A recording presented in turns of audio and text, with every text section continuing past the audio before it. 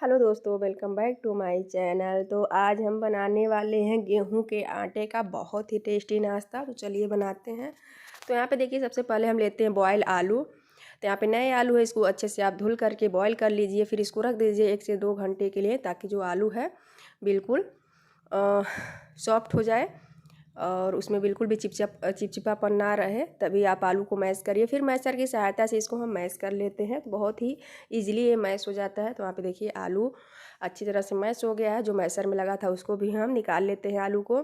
और फिर इसमें हम डालते हैं एक कटी हुई प्याज छोटी सी, और एक बारीक कटी हुई आधा गाजर और धनिया का पत्ता। इन 3 चीज़ों को हम इसमें डाल देते हैं। फिर इसमें हम डालते हैं नमक। तो नमक आप स्वाद अनुसार डालिए, जितना आपको पसंद हो। यहाँ पे देखिए आधा चम्मच लाल मिर्च पाउडर और आधा चम्मच ही गरम मसाला हमने डाल दिया है।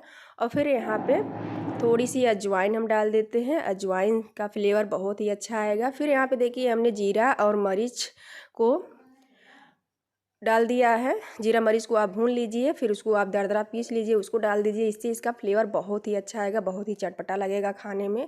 फिर इन सभी मसालों को डालने के बाद इसको अच्छी तरह से हाथों से हम मैश करते हैं। तो यहाँ पे देखिए इसको अच्छी तरह से आप मिक्स कर लीजिए, ताकि जितना भी मसाला है अच्छी तरह से मिक्स हो जाए।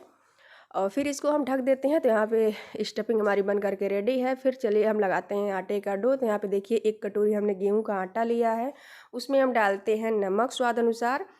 और नमक डालने के बाद यहाँ पे देखिए हमने 1 चुटकी जीरा डाल दिया है। फिर यहाँ पे 1 लाल मिर्च क्रश करके हमने डाल दिया। आप चाहे तो चिली फ्लेक्स डाल सकते हैं। फिर यहाँ पे हमने हरा धनिया डाल दिया है। फिर इन सभी चीज़ों को हम मिक्स कर लेते हैं। फिर यहाँ पे हम लेते हैं थोड़ा सा ऑयल और इसको मोयन कर लेते हैं।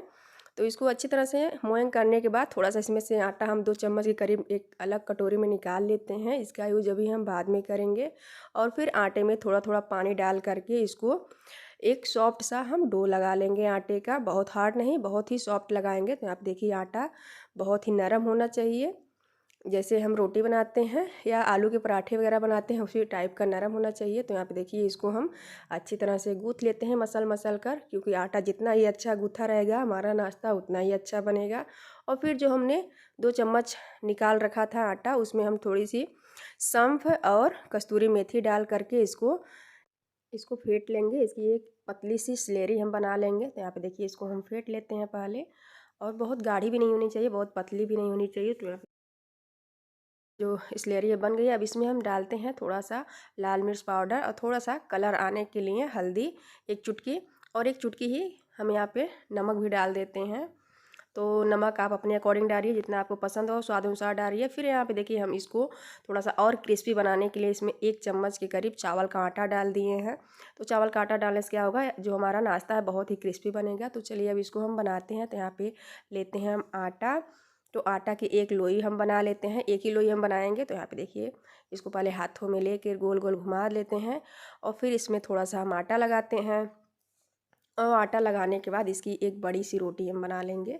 जैसे हम रोटी बनाते हैं बस उसी तरह से हमें बेलना है। बाकी इसको हम बेल लेते हैं। तो देखिए आटा जब हमारा नरम है तो बहुत अच्छी सी रोटी हमारी बहुत बड़ी सी बन जाएगी, और कहीं भी इसमें स्क्रैच वगैरह नहीं आएगा। बहुत ही गोल रोटी बन करके रेडी हो जाएगा। तो यहाँ पे बस इसको आप बेल लीजिए। तो हमारे रोटी का कलर आप देखिए, इसमें जो हमने डाल रखा है धनिया पत्ता वगैरह जीरा वगैरह से देखने से कितना अच्छा लग रहा है। तो आप अपने अकॉर्डिंग कुछ भी इसमें डाल सकते हैं, चॉइस आपकी है। और फिर इसमें रोटी बेलने के बाद थोड़ा सा नीचे से हम आटा लगा लेते हैं, ताकि इसको हम जब उठाएंगे तो नीचे चिपके ना। फिर इसमें हम हरी चटनी लगाते हैं, धनिया मिर्च और लहसुन को आप पीस लीजिए, और सूखी चटनी होनी चाहिए, उसी को हम पहले इस पर एक परत लगा देते हैं।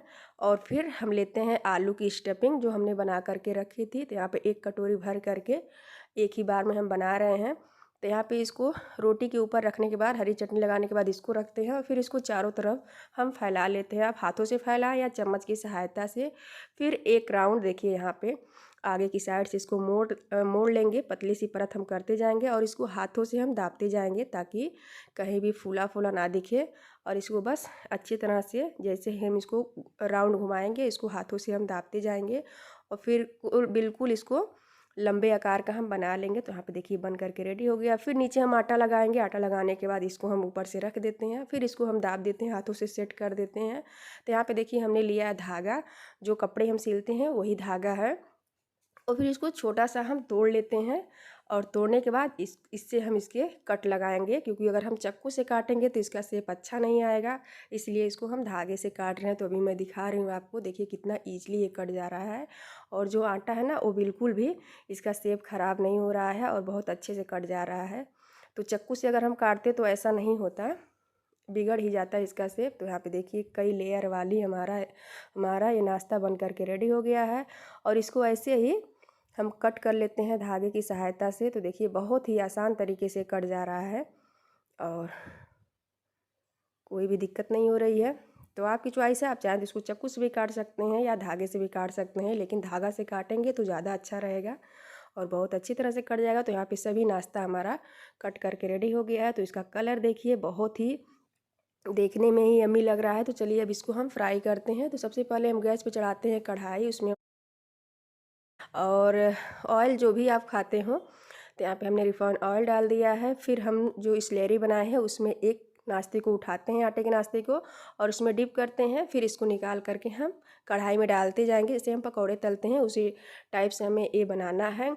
और फिर इसको 5 मिनट तक हम एक साइड से पहले पका लेंगे, फिर इसको धीरे धीरे छुड़ा करके दूसरी साइड हम पलट देते हैं। तो यहाँ पे देखिए इसका कलर चेंज हो रहा है। तो बाद में हमने स्लैरी जो है वो थोड़ी गाढ़ी कर दी थी चावल का आटा डालने से, क्योंकि ये जो नाश्ता है ना चावल का आटा डालने से बहुत ही क्रिस्पी बनेगा। तो यहाँ पे देखिए इसका कलर देखिए कितना अच्छा देखने में ही लग रहा है, तो सोचिए खाने में कैसा लगेगा। और इसको बस 5 से 6 मिनट में हम उलट पुलट कर फ्राई कर लेंगे क्रिस्पी होने तक। और फिर लीजिए मज़ेदार सा ये नाश्ता हमारा बहुत ही कम समय में बन करके रेडी हो गया है, जो कि बहुत ही टेस्टी और बहुत ही चटपटा बना था और बहुत क्रिस्पी भी। तो आप लोग झटपट अगर कुछ समझ में ना आए तो ये नाश्ता ज़रूर बनाएं। तो यहाँ पे देखिए इसकी आवाज़ है वो सुनने से ही लग रहा है कि कितना क्रिस्पी बना है। फिर मैं इसको तोड़ के दिखा रही हूँ, तो देखिए अंदर से बाहर तक कितना क्रिस्पी हमारा नाश्ता बना है। फिर इसको आप हरी चटनी टमाटो सॉस के साथ किसी के साथ भी इंजॉय करें।